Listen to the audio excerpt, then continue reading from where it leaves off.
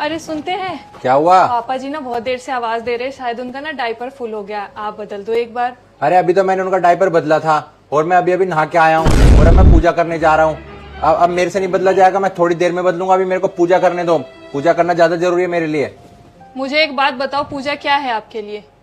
पूजा क्या है, क्यों करते हो पूजा?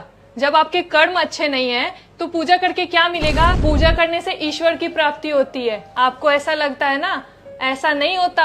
जब आप अच्छे कर्म करोगे ना तब आपको ईश्वर की प्राप्ति होगी।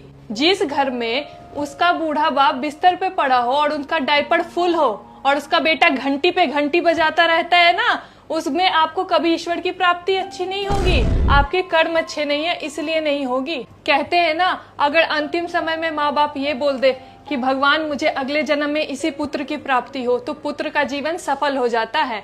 पर अगर अंतिम समय में माँ बाप मुंह फेर लेना, कितने ही भगवान पूज लो, कितने ही तीर्थ यात्रा कर लो, तुम्हें भगवान की प्राप्ति कभी नहीं होगी।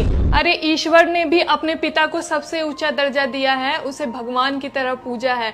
फिर आप क्या हो? आप तो 2 कौड़ी का इंसान हो और इतना घमंड। आपको पता है, आप तीर्थ यात्रा चले जाओ, वहां घूमो, खूब सेवा करो, वहां पहाड़ों पे चढ़ो, उससे कुछ नहीं होने वाला है। अगर आपको करनी है ना सेवा, तो अपनी माँ बाप के चारों तरफ घूमो, उनकी सेवा करो। जब उनका कंठ सूखता है ना और सूखे कंठ के मारे वो बोल नहीं पाते हैं, तो उनका कंठ गीला करो।